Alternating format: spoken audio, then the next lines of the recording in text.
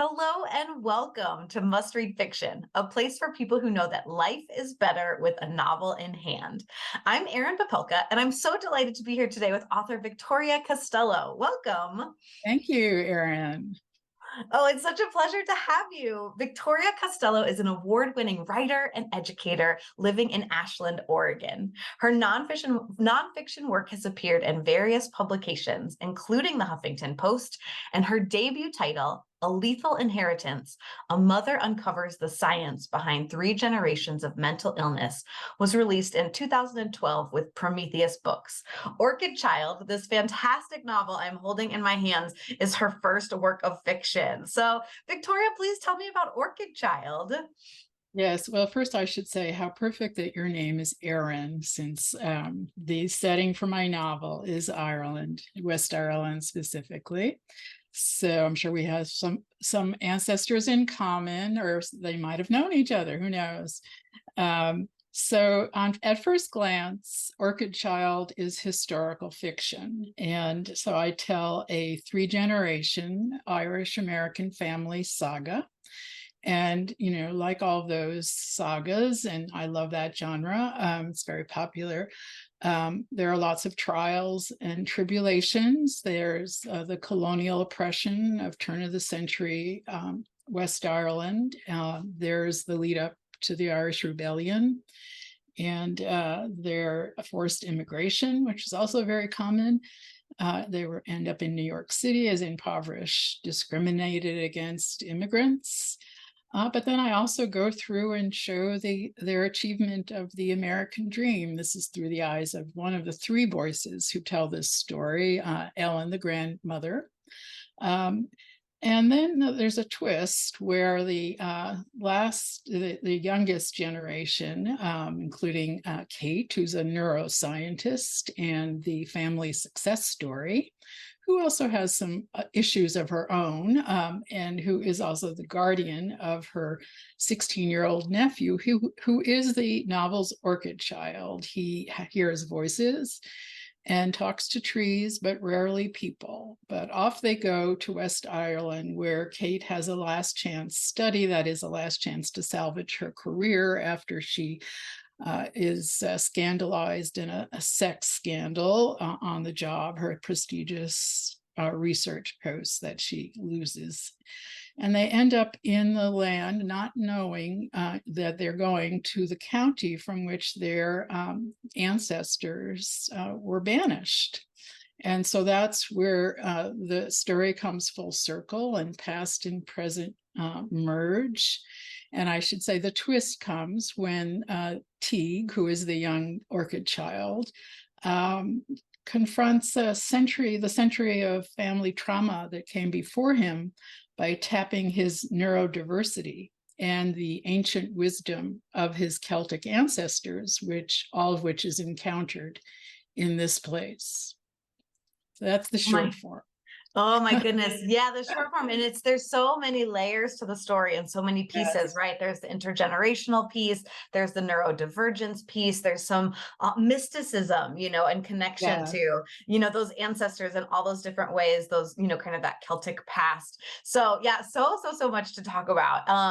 And, I'll start actually, you mentioned that the book, does follow three generations. It's set in Ireland in the early 2000s, and then also, kind of that immigrant story in New York from the 1920s to about the 1970s. So tell me what it was like to write those different places and different times.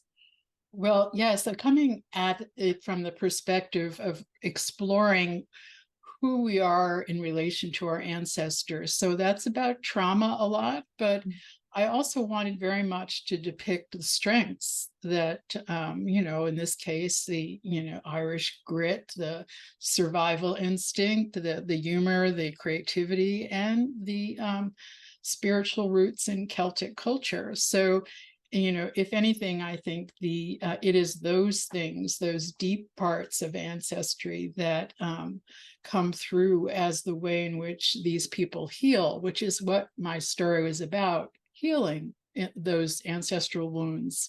And but doing it in what I call kind of folkloric register, which is where the Irish folklore and there's a druid, and as we might get to, there's a pair of woodland fairies who appear, and a succession of ghosts. So it's very much of the place. West Ireland, I love the thing that William Butler Yeats described, and he was once a resident, described it as stubbornly enchanted to this day, to the point where you can still have highways rerouted around fairy hills. And it's not that everyone believes in fairies, but I mean, actually, a lot of people do, but they would do that just in case. The ancestors would be upset, as with the fairies. But yeah, I think that what's, as far as going back and forth, and I think people are quite used to dual timelines, and this is what I'm working with, and you're going to the same place so that you're able to make connections that have to do with, for instance, the apothecary that the grandmother worked in as a teenager, which burned down. But then there's a new drugstore standing, which plays a role in the present day story. So there's some descendants, some long lost relatives, and so the places and the times connect up in the course of the story and are entirely relevant to each other, which was a lot of fun too. It was like a huge puzzle, kind of connecting these pieces. Yeah, and such an important part of the puzzle, right? Because as you mentioned in your overview, so much of this was kind of looking at those ancestors and some of that intergenerational trauma, alongside neurodivergence, mental illness. And so why was it important for you to explore, kind of questions of mental illness and neurodivergence and intergenerational trauma? Well, as you know, you mentioned the subtitle of my memoir 10 years ago came out. A Mother Investigates the Three Generations of Mental Illness, the science.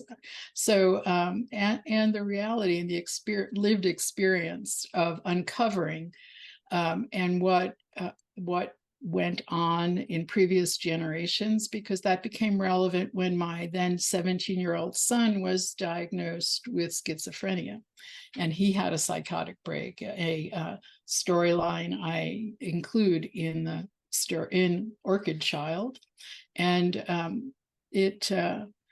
I learned a lot. And one of the threads of my memoir, which kind of led to Orchid Child, it was the discovery that my relatives came from a county, the same one where this novel is set, which had one of the highest rates of schizophrenia in the world during the 1970s. And with the science thread of the story, that is the novel, that helps us to see that there is some new science that helps us see that there's a thing called epigenetics playing a part here, where they've connected up the famine to schizophrenia in later generations, the Great Famine of the 1840s that took place and decimated the Irish population.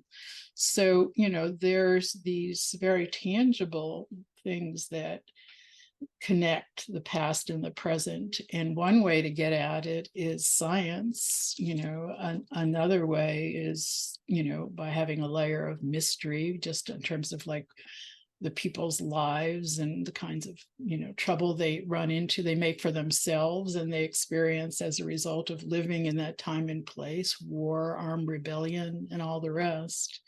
So I was trying to get at tough subjects like ancestral trauma and mental illness, but by putting it in, as I call this folkloric frame, it becomes easier to dive into. And, particularly for a Western culture where realism is the dominant worldview, and as a result, probably the dominant genre, fictional genre. But that's not true of other places, like, as the Eastern cultures and African cultures. In fact, fantasy is much more dominant than realism. So fantasy is a very useful thing, particularly when I'm, you're depicting a neurodivergent point of view, such as Teague's. And he, in fact, has inherited in the story second sight, so that there's this overlap between what is essentially a strength and a help to the community, that is the ability to see things that other people can't, and what we might call mental illness. And there is, of course, and I'm not romanticizing mental illness at all. That's not my intention. I, in fact, have been a writer of mental health writer and science writer for a couple of decades.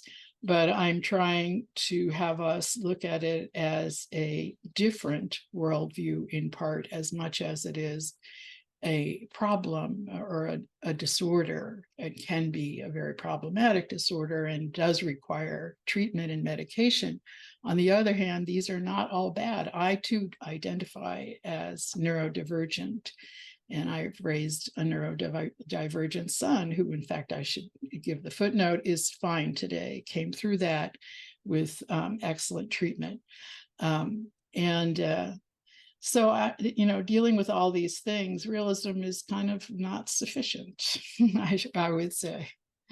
Yeah, and oftentimes it does feel like there's so much lurking just beyond what we can sense, and I think like giving space to that and exploring that is a really powerful thing. As well as what's so powerful about this book is it's so much a story of healing, right? It's a story of some of the things that like were challenging, some of the like that war, having to immigrate, living in poverty. There's certainly like a very like strong scene, kind of where the family is homeless for, a little while, and some of those pieces where you can just feel just the weight of those life experiences. And the book does really come full circle about the possibility of healing. And so I'm curious, like, if you would speak, kind of either about healing in the book or from your personal journey. Like, I know writing can be a really healing practice, and you've now written 2 books exploring some of these similar themes. So tell me a little bit about that healing journey, either in the book or if you want to share anything personally. Well, part of it, I think, is kind of endemic to being a second and third generation immigrant descendant. So many of us are that. And that we are so busy assimilating as we lose our ancestral roots. And so we may think we're avoiding whatever trauma those people back there in the old country experienced during their early days here. But we're also, as I mentioned at the beginning, missing their strengths and what they experienced that was incredibly fierce, that gave them the courage to actually be the ones who made the journey across an ocean or whatever. So I think the first step to healing, which I experienced when I had to deal with like finding out who my ancestors were, is just finding out, acknowledging the truth of who they are. I've come across this astonishing statistic, which was that 53% of Americans can't give you the names of all 4 grandparents. And 25% don't know what country their ancestors left to get to America. I think this is kind of a uniquely American phenomena. So I think, and that sometimes I think that leaves us feeling like we don't belong anywhere, which is a dilemma I gave to my main character, Kate, who, even though she doesn't have the most obvious, trauma result in her, because she's not like, she doesn't have a pronounced mental disorder, but she's really screwed up in many ways because she doesn't know who she is or where she came from, as a general way of saying things that I'll leave to the reader to find out. But so I've been really overjoyed in many ways, that fact that so many readers are coming who are regular readers of other genres, particularly the younger fantasy readers, who get to this and they, I've decided we don't need to name a genre I've given up on that. But they tell me they only read fantasy, but oh, look, there's like this science in it, and that's real, and there's the mystery and there's romance. But I think one of the suggested categories, because you have to have one when you put out a book, which I like, is visionary fiction. And that suits me just fine, thanks to Amazon, for better or worse. We have that category and it goes right in there. So I'm happy about that and the way in which readers have embraced the complexity of it all. Yeah, and that leads into my last question, which is that Orchid Child has been in the world for about a month now. And you were just talking about it connecting with some younger readers and it being called visionary fiction on Amazon. So tell me a little bit about what has it been like to have Orchid Child out in the world? Well, it's funny. I mean, as I said, it's been greeted warmly and done well. I mean, much to my amazement. You don't always expect that with a hard to categorize book from a tiny publisher. I should mention they're Between the Lines Publishing in Maine, and they did a fantastic job getting it out there by hook and crook. But one of the things that's odd about putting a book out that you've been, as most writers do, slaving over in your your attic for years, is that you don't really know what it is, in fact, that you've written until your readers tell you. They tell you what they got out of it, and it can be a revelation. And I mean, you kind of know, but it's like, sometimes you have that experience where you reread something you've written, and your first thought is like, who wrote this? Where did this come from? And so in many ways, I feel like I've channeled, in a broad use of the term, my ancestors, and particularly this very strong females, and my own grandmother, whose name was Ellen, her story, and the point being that by telling our stories, we can, and changing the ending, if you will, that we heal that way. That healing stories can lead to healing, and that's what this is about. And in this case, Teague is the agent of change, and that he does so by going through unconventional means and saying, I'm talking to my ancestors. Yes, I am. And they're talking to me, and you can too, essentially, is if you want to take away something. Oh, that's so beautiful. What a beautiful place to close, that stories can lead to healing and, that we can connect with our ancestors. So, thank you. Yeah, Victoria Costello, thank you so very much for writing Orchid Child, this wonderful story that can lead to healing. Sounds like it has already done some healing. And thank you so very much for taking the time to speak with me today. Oh, thank you, Erin. I should say it's available in audiobook and, of course, paperback and ebook, Kindle ebook.